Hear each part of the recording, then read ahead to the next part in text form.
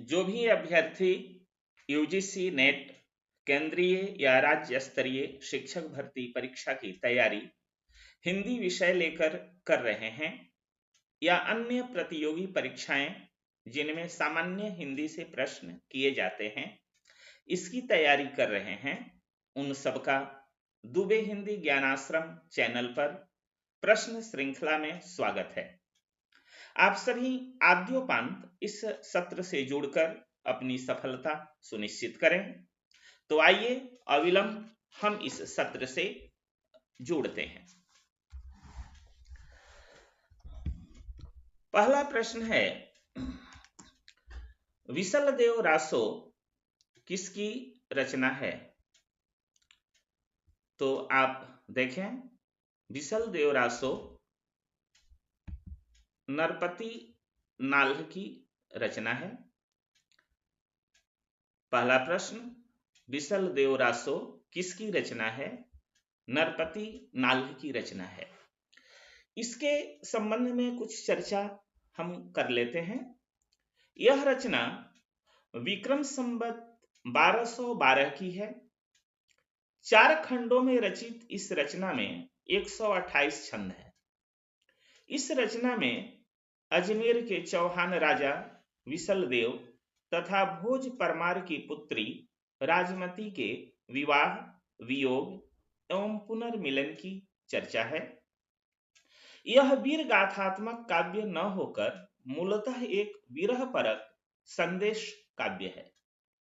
इसकी भाषा मूलतः राजस्थानी पुरानी हिंदी है तथा इसमें अपभ्रंश के शब्दों का भी प्रयोग हुआ है। बढ़ते हैं दूसरे प्रश्न पर। पूर्व मध्यकाल अर्थात भक्ति काल की समय सीमा क्या है? तो भक्ति काल की समय सीमा है विक्रम संवत 1375 से 1700 तक। पूर्व मध्यकाल अर्थात भक्ति काल की समय सीमा क्या है?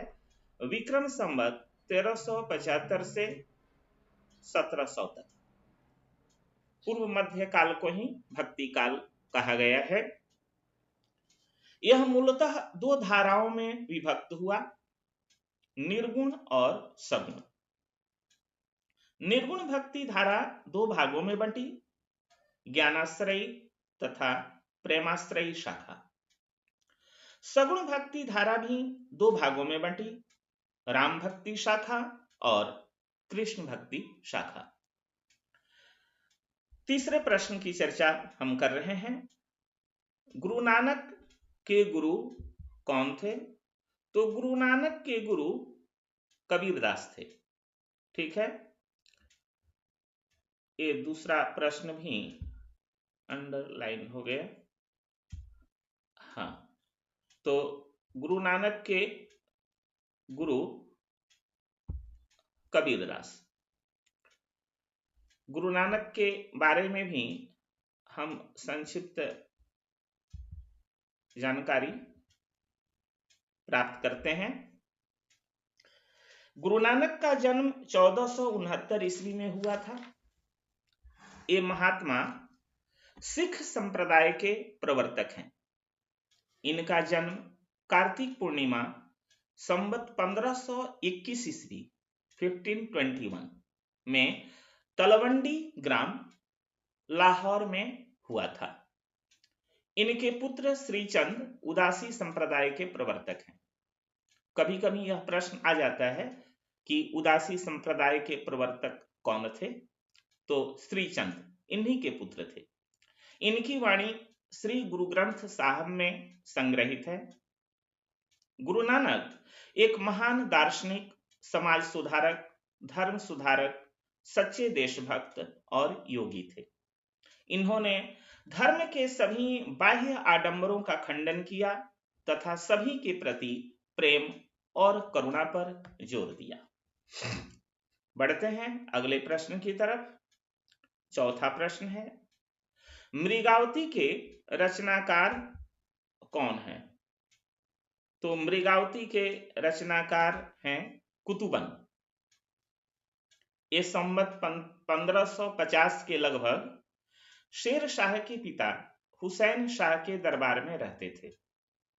ये चिश्ती वंश के शेख बुरहान के शिष्य थे।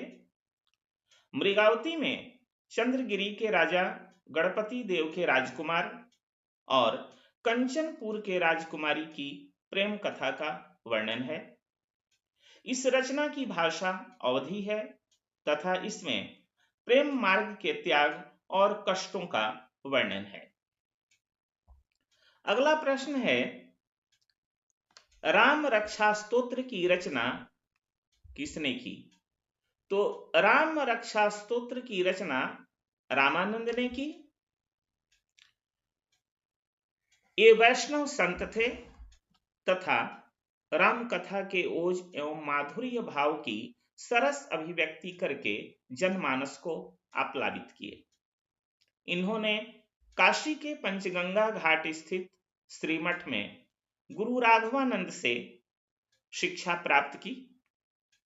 कबीर रैदास रामानंद जी के ही शिष्य थे। अगला प्रश्न, विमल वाणी ने वीणा ली, कमल कोमल कर में सप्रीत। इस पंक्ति में कौन सा अलंकार है? तो साथियों, इस पंक्ति में अनुप्रास अलंकार है। हम जानते हैं कि काव्य की पंक्तियों में वर्णों की आवृत्ति से जो सौंदर्य उत्पन्न होता है उसे अनुप्रास अलंकार कहते हैं। देखा जाए, विमल वाणी ने वीणा ली, कमल कोमल कर में सप्रीत। विमल वाणी ने वीणा ली, वह की आवृत्ति हो रही है। कमल कोमल कर में सप्रीत, इसमें कवर्ण की आवृत्ति हो रही है। तो इससे जो सौंदर्य उत्पन्न हो रहा है, इसी वजह से यहां हम अनुप्रास अलंकार मानेंगे। अगला प्रश्न, राम के बिना अयोध्या सूनी है। इस वाक्य में किस अव्यय का प्रयोग हुआ है?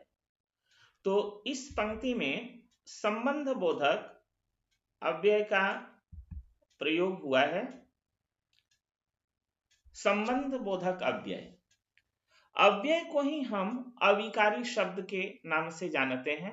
अविकारी, अ मतलब न, विकारी जिसमें विकार उत्पन्न हो, अर्थात न विकारी, जिसमें किसी प्रकार का कोई विकार उत्पन्न नहीं हो। लिंग वचन कारक पुरुष के अनुसार जिसमें कोई परिवर्तन नहीं हो, उसे हम अव्यय कहते हैं। तो अव्यय के 4 मुख्य प्रकार हैं: क्रिया विशेषण, संबंध बोधक, समुच्चय बोधक और विस्मय आदि बोधक। निपात की भी चर्चा हम करते हैं, वह भी अव्यय ही है, लेकिन अव्यय के मुख्य 4 ही प्रकार होते हैं। तो इसमें देखिए, संबंध बोधक अव्यय है। कहां है? राम के बिना अयोध्या सुनी है, के बिना संबंध बोधक अव्यय है। आगे बढ़ते हैं। भरत मुनि के अनुसार रस के कितने प्रकार हैं? तो भरत मुनि के अनुसार रस के 9 प्रकार हैं। बाद में 2 रस और जुड़ गए, भक्ति और वात्सल्य। तो इस प्रकार रसों की संख्या 11 हो गई। आजकल छात्र 11 रस पढ़ रहे हैं, किंतु भरत मुनि के अनुसार रस के 9 ही प्रकार मान्य हैं। अगला प्रश्न, उस काल मारे क्रोध के तनु कांपने उनका लगा। पंक्ति में कौन सा रस है? तो उस काल मारे क्रोध के तनु कांपने उनका लगा, मानो हवा के जोर से सोता हुआ सागर जगा। तो इस पंक्ति में कौन सा रस है? तो इसमें रौद्र रस है। रौद्र रस का अस्थाई भाव क्रोध होता है। काव्य की पंक्तियों में जहां क्रोध का भाव प्रकट हो रहा हो, वहां रौद्र रस होता है। अगला प्रश्न, अभ्युदय पत्रिका के संपादक कौन थे? पत्र पत्रिकाओं से प्रश्न किए जाते हैं। अभ्युदय पत्रिका के संपादक कौन थे? मदन मोहन मालवीय, महामना मदन मोहन मालवीय। देखिए ऐसा नाम है जिसमें 5 बार म वर्ण आया है, मदन मोहन मालवीय। सर्वप्रथम यह पत्रिका 1907 ईस्वी में प्रयाग से प्रकाशित हुई। यह साप्ताहिक पत्रिका थी। ठीक है, आगे बढ़ते हैं। प्रश्न संख्या 11, बिंबवाद के प्रवर्तक कौन थे? साहित्य में बिंबवाद होता है, कविता में बिंब के बिना कविता का सौंदर्य नहीं निखरता है। तो देखिए बिंबवाद, इसके प्रवर्तक कौन थे? तो बिंबवाद के प्रवर्तक टी.ए. ह्यूम थे। ठीक है, अगला प्रश्न है, प्रगतिशील लेखक संघ की स्थापना कब हुई? तो 1936 ईस्वी में। इसका प्रथम अधिवेशन लखनऊ में हुआ था तथा इसके प्रथम सभापति मुंशी प्रेमचंद थे। कथा सम्राट, महान उपन्यासकार मुंशी प्रेमचंद। चलिए अगला प्रश्न देखते हैं। हिंदी की प्रथम रचना कौन सी है? तो हिंदी की प्रथम रचना है श्रावकाचार, जिसके रचनाकार हैं देवसेन। हिंदी साहित्य के लिए प्रथम ज्ञानपीठ पुरस्कार किसे दिया गया? तो सुमित्रानंदन पंत को दिया गया, जो प्रसिद्ध छायावादी कवि के रूप में जाने जाते हैं। प्रकृति का सुकुमार कवि इन्हीं को कहा जाता है। 1968 ईस्वी में 1968 में इनकी सुप्रसिद्ध रचना चिदंबरा के लिए यह पुरस्कार दिया गया। अगला प्रश्न, एमए का सर्वप्रथम शिक्षण कहां आरंभ हुआ? तो काशी हिंदू विश्वविद्यालय में। एमए का सर्वप्रथम शिक्षण कहां आरंभ हुआ? काशी हिंदू विश्वविद्यालय में। इसकी स्थापना 1916 में मदन मोहन मालवीय ने एनी बेसेंट के साथ मिलकर की थी। कभी कभी यह प्रश्न भी आ जाता है कि इसकी स्थापना कब हुई, इसकी स्थापना किसने की। तो जो भी महत्वपूर्ण तथ्य हैं इससे जुड़े हुए उसकी चर्चा मैं कर देता हूं। चलिए अगला प्रश्न है, तृतीय विश्व हिंदी सम्मेलन कहां हुआ था? दिल्ली में। कब हुआ था? 1983 ईस्वी में, 1983 में। चलिए अगला प्रश्न, रस सूत्र के प्रथम आख्याता कौन थे? तो दोस्तों रस सूत्र के प्रथम आख्याता थे भट्ट लोलट। उत्पत्तिवाद इन्हीं का है। इनका मानना है कि अस्थाई भाव विभावों के संयोग से उत्पन्न होता है और रस का रूप ले लेता है। प्रश्न संख्या 18, रोला किस छंद के अंतर्गत आता है? तो रोला मात्रिक छंद के अंतर्गत आता है। इसमें कुल 24 मात्राएं होती हैं। विषम चरणों में 11-11 मात्राएं होती हैं और सम चरणों में 13-13 मात्राएं होती हैं। चलिए अगला प्रश्न, द्विगुण व्यंजन के अंतर्गत कौन कौन से वर्ण आते हैं? तो द्विगुण व्यंजन के अंतर्गत ड़ तथा ढ, यही 2 वर्ण आते हैं। इन्हें हम द्विगुण व्यंजन कहते हैं। वर्णमाला में हम इन 2 वर्णों को, मतलब कि कवर्ग से लेकर पवर्ग तक, इसके बीच ड़ ढ को हम नहीं पढ़ते। पेड़ में जो ड़ लिखते हैं वही ड़ है। ढ देखिए, ढ के नीचे बिंदु है। टवर्ग में जो हम पढ़ते हैं ट ठ ड ढ, वह ढ यह नहीं है, उस ढ के नीचे बिंदु नहीं होता है। यह ढ देखिए, पढ़ना, पढ़ना लिखते हैं तो ढ लिखते हैं, तो उस ढ के नीचे बिंदु देते हैं, यह इसे हम कहते हैं ढ। उच्चारण ढ नहीं, ढ, पढ़ना। अगला प्रश्न, र का उच्चारण स्थान क्या है? तो जितने भी वर्ण हैं सबका अपना उच्चारण स्थान है। तो र का उच्चारण स्थान है मूर्धा। मुख में मूर्धा का स्थान कहाँ है, यह हम कैसे पता करेंगे? जैसे मान लीजिए चवर्ग का उच्चारण स्थान तालु है, इचु यशानाम तालु, ई, दीर्घ ई, चवर्ग, तालव्य श का उच्चारण स्थान तालु है, य का भी उच्चारण स्थान तालु है। तो जब हम बोलते हैं च, आप बोलकर देखें च, तो जिह्वा जहां स्पर्श कर रही है वह स्थान तालु है, याद कर लीजिए। च बोलते समय जहां जीभ स्पर्श कर रही है वह स्थान है तालु। अब बोलिए ट, तो ट बोलते समय ठीक उसके ऊपर, तालु से ठीक ऊपर जिह्वा स्पर्श कर रही है, तो वही मूर्धा है। बच्चों को यह नहीं पता चलता है कि मुख में मूर्धा का स्थान कौन सा है, इसलिए मैंने बतला दिया। जब आप बोलते हैं ट, ठ, ड, ढ, तो जहां जीभ स्पर्श कर रही है तो समझिए कि वह स्थान मूर्धा का है। ठीक है, चलिए अब हम आगे बढ़ते हैं। प्रश्न संख्या 21, अज्ञे की किस रचना पर साहित्य अकादमी पुरस्कार मिला? तो वह रचना है आंगन के पार द्वार। आंगन के पार द्वार।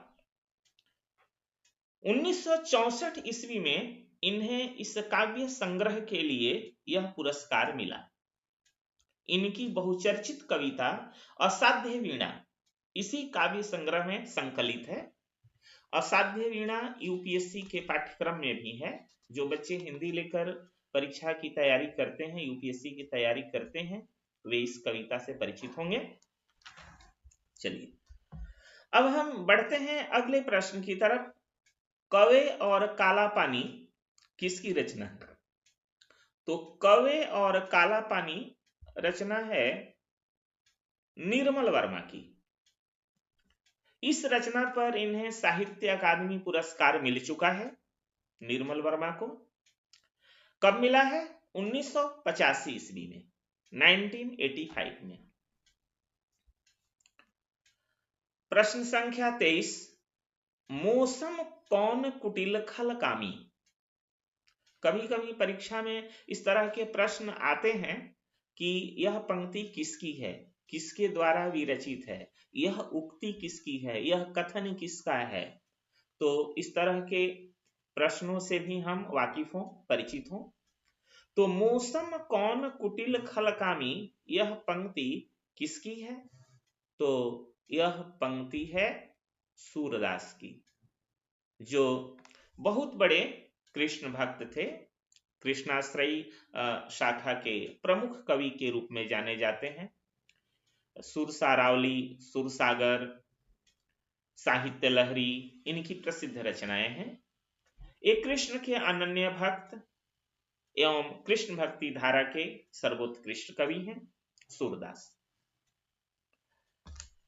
प्रश्न संख्या 24, पूर्वी हिंदी किस अपभ्रंश से उत्पन्न हुई है? हिंदी भाषा का इतिहास है और हिंदी भाषा से भी प्रश्न किए जाते हैं। जो भी यूजीसी नेट की तैयारी कर रहे हैं, जो अध्यापक भर्ती परीक्षा की तैयारी कर रहे हैं, तो उनसे हिंदी भाषा से संबंधित प्रश्न भी किए जाते हैं। पूर्वी हिंदी किस अपभ्रंश से उत्पन्न हुई है? तो अर्धमागधी, अर्धमागधी अपभ्रंश से पूर्वी हिंदी उत्पन्न हुई है। पूर्वी हिंदी के अंतर्गत अवधी, बघेली व छत्तीसगढ़ी बोली जाती है। ठीक है, आगे बढ़ते हैं। जिह्वा के आधार पर स्वर के कितने प्रकार होते हैं? जिह्वा के आधार पर स्वर के 3 प्रकार होते हैं। ऐसे प्रश्न किए जाते हैं कि स्वर कितने हैं, तो स्वर 11 हैं। स्वर वर्णों की संख्या कितनी है, तो 11 है। लेकिन इस तरह के प्रश्न जिह्वा के आधार पर स्वर के कितने प्रकार हैं, इसमें बच्चों को कठिनाई होती है। तो आप समझ लें कि जिह्वा के आधार पर स्वर के 3 प्रकार होते हैं: अग्र स्वर, मध्य स्वर और पश्च स्वर। अग्र स्वर के अंतर्गत ह्रस्वी, दीर्घी, ए, ऐ, ये 4 वर्ण आते हैं। मध्य स्वर के अंतर्गत अ वर्ण आता है, अ। पश्च स्वर के अंतर्गत ह्रस्व उ, दीर्घ उ, ओ, औ, आ, ए वर्ण आते हैं। और आ के ऊपर जो अर्धचंद्र देते हैं ना, जैसे ऑफिस लिखते हैं, तो ऑफिस लिखते समय आ के ऊपर जो अर्धचंद्र देते हैं वह भी पश्च स्वर के अंतर्गत आता है। चलिए अब आगे बढ़ते हैं। कबीर का रहस्यवाद के लेखक कौन है? तो इस रचना के लेखक हैं डॉक्टर रामकुमार वर्मा। यह एक आलोचनात्मक कृति है। डॉक्टर रामकुमार वर्मा बहुत बड़े आलोचक थे, नाटककार भी थे। चलिए प्रश्न संख्या 27 हिंदी साहित्य का उत्तर मध्यकाल किसने लिखा है? डायरेक्ट प्रश्न है यह, इसके संदर्भ में मैं बहुत कुछ नहीं बताऊंगा। तो हिंदी साहित्य का उत्तर मध्यकाल किसने लिखा है? प्रोफेसर महेंद्र कुमार। प्रोफेसर महेंद्र कुमार ने लिखा है। अगला प्रश्न है, द्वैताद्वैतवाद दर्शन किसका है? द्वैताद्वैतवाद दर्शन किसका है? तो यह निम्बार्क का दर्शन है। ठीक इसके बाद प्रश्न संख्या 29 में देखें, ब्रह्म संप्रदाय के प्रवर्तक कौन थे? तो ब्रह्म संप्रदाय के प्रवर्तक मध्वाचार्य थे। इसके बाद प्रश्न संख्या 30, मतवाला पत्रिका के संपादक कौन थे? सूर्यकांत त्रिपाठी निराला। सूर्यकांत त्रिपाठी निराला मतवाला पत्रिका के संपादक थे। यह पत्रिका सर्वप्रथम 1923 में 1923 में कलकत्ता से प्रकाशित हुई थी। आगे बढ़ते हैं। जिंदगी मुस्कराई किस विधा की रचना है? तो यह संस्मरण है। विधा तो 2 ही प्रकार की होती है, गद्य और पद्य। तो गद्य में कहानी, उपन्यास, संस्मरण, आत्मकथा, जीवनी, यात्रा वृतांत, बहुत सारी रचनाएं हैं गद्य के अंतर्गत। इसी में संस्मरण भी है। चलिए आगे बढ़ते हैं। सुहाग के नुपुर। सुहाग के नुपुर के लेखक कौन हैं? तो अमृतलाल नागर। सुहाग के नुपुर के लेखक हैं अमृतलाल नागर। इनकी अन्य कृतियां हैं शतरंज के मोहरे, करवट, अमृत और विष, बूंद और समुद्र, मानस का हंस, बिखरे तिनके आदि। इसमें अमृत और विष, बूंद और समुद्र, मानस का हंस ये प्रायः पूछे जाते हैं। चलिए आगे बढ़ते हैं। सिद्धों की संख्या कितनी मानी जाती है या मानी गई है? तो सिद्धों की संख्या 84 मानी गई है, 84। आगे बढ़ते हैं।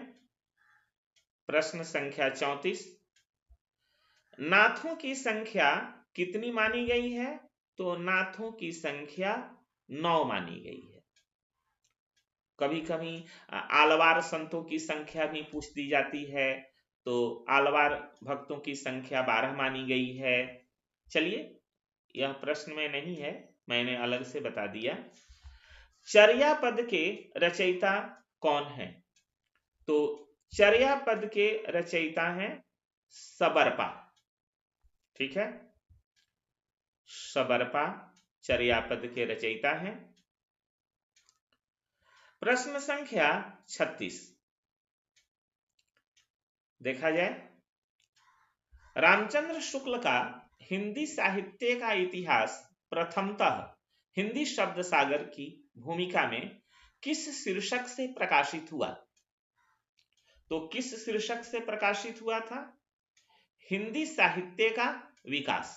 देखिए, यही उत्तर हुआ, हिंदी साहित्य का विकास। चलिए, अगला प्रश्न है, पद्मावती समय किस ग्रंथ का एक भाग है? तो पद्मावती समय पृथ्वीराज रासो ग्रंथ का एक भाग है। इसकी रचना अर्थात पृथ्वीराज रासो की रचना विक्रम संवत 1550 में चंदबरदाई के द्वारा की गई थी। आचार्य रामचंद्र शुक्ल के अनुसार यह हिंदी का प्रथम महाकाव्य है। जब पृथ्वीराज रासो प्रथम महाकाव्य है, तो आचार्य शुक्ल के अनुसार चंदबरदाई प्रथम कवि हुए। आगे बढ़ते हैं। प्रश्न संख्या 38, आदिकाल में खड़ी बोली को काल की भाषा बनाने वाले प्रथम कवि कौन थे? तो प्रथम कवि थे अमीर खुसरो। 14वीं शताब्दी में इन्होंने खड़ी बोली में पहेलियां, मुकरियां, दो सुखने, खालिक बारी आदि की रचनाएं की। अमीर खुसरो। प्रश्न संख्या 39, ढोला मारू राधुहा की नायिका का नाम क्या है? यदि आप इस रचना को पढ़े होंगे तो नायिका का नाम याद होगा। यहां लिखा हुआ है मारवड़ी। तो ढोला मारू राधुहा की नायिका का नाम है मारवड़ी। अगला प्रश्न, गोरखबानी किस आलोचक का संपादित ग्रंथ है? गोरखबानी किस आलोचक का संपादित ग्रंथ है? डॉक्टर बड़थवाल। डॉक्टर बड़थवाल। चलिए, अगला प्रश्न है, अपभ्रंश को प्राकृताभास किसने कहा? अपभ्रंश को प्राकृताभास किसने कहा? रामचंद्र शुक्ल ने। रामचंद्र शुक्ल जो हिंदी साहित्य के बहुत बड़े विद्वान माने जाते हैं, है ना, यह उनकी कृति है हिंदी साहित्य का इतिहास। तो हिंदी साहित्य का इतिहास इन्हीं का है, जो विधिवत लिखा हुआ है। अपभ्रंश को प्राकृताभास किसने कहा? तो रामचंद्र शुक्ल ने कहा। चलिए, आगे बढ़ते हैं। प्रश्न संख्या 42, गाथा सप्तशती की रचना किस भाषा में हुई? तो गाथा सप्तशती की रचना संस्कृत भाषा में हुई। ठीक है। अगला प्रश्न, प्रश्न संख्या 43, काव्यालंकार किसकी रचना है? तो काव्यालंकार रचना है भामह की। अलंकार संप्रदाय के संस्थापक भामह ही हैं। चलिए, आगे बढ़ते हैं।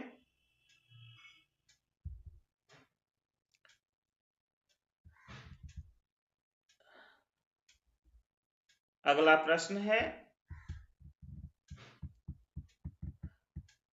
दंडी किस संप्रदाय के समर्थक थे? दंडी किस संप्रदाय के समर्थक थे? तो अलंकार संप्रदाय के प्रवर्तक थे, ठीक है, समर्थक थे दंडी। उद्भट, रुद्रट, जयदेव और अप्पय दीक्षित जैसे अन्य आचार्य भी अलंकारवादी परंपरा के समर्थक थे, ठीक है। आगे बढ़ते हैं। प्रश्न संख्या 45। नायक नायिका भेद का विस्तृत निरूपण सर्वप्रथम किस ग्रंथ में किया गया? नायक नायिका भेद का विस्तृत निरूपण सर्वप्रथम किस ग्रंथ में किया गया? तो वह ग्रंथ है काव्यालंकार, ठीक है, काव्यालंकार। अगला प्रश्न, नागार्जुन मतलब बाबा नागार्जुन, बाबा नागार्जुन के नाम से भी जाना जाता है साहित्य में इन्हें, मैथिली में किस नाम से लिखते थे? तो यात्री, ठीक है, यात्री नाम से लिखते थे बाबा नागार्जुन। मूल नाम इनका वैद्यनाथ मिश्र था, ठीक है। आगे बढ़ते हैं। स्वच्छंदतावाद में किस विशेषता की प्रमुखता है? तो स्वच्छंदतावाद में किस विशेषता की प्रमुखता है? वैयक्तिकता, वैयक्तिकता की प्रधानता है। फूल नहीं रंग बोलते हैं, यह किसकी रचना है? फूल नहीं रंग बोलते हैं केदारनाथ अग्रवाल, केदारनाथ अग्रवाल की रचना है। यह कविता जनसाधारण के जीवन, संघर्ष और आकांक्षाओं को सीधे और सरल शब्दों में व्यक्त करती है। प्रश्न संख्या 49। छायावाद का सीमांकन माना जाता है कब से कब तक? 1918 से 1936 ईस्वी तक छायावाद का काल माना जाता है। यह मुख्य रूप से भावुकता, राष्ट्रीय चेतना और प्रकृति प्रेम पर आधारित था छायावाद। चलिए अंतिम प्रश्न इस सत्र का, जूही की कली का प्रकाशन वर्ष क्या है? 1916 ईस्वी। निराला की यह प्रथम रचना है जूही की कली, इसका प्रकाशन हुआ था 1916 में। इसमें जूही की कली और पवन का मानवीकरण किया गया है। जहां कली एक विरहिणी नायिका है, वहीं पवन जो है उसका प्रेमी है। इसी के साथ इस सत्र का समापन होता है। पुनः मिलते हैं अगले सत्र में इसी तरह के महत्वपूर्ण प्रश्नों के साथ। तब तक के लिए शुभ विदा। जय हिंद, जय हिंदी।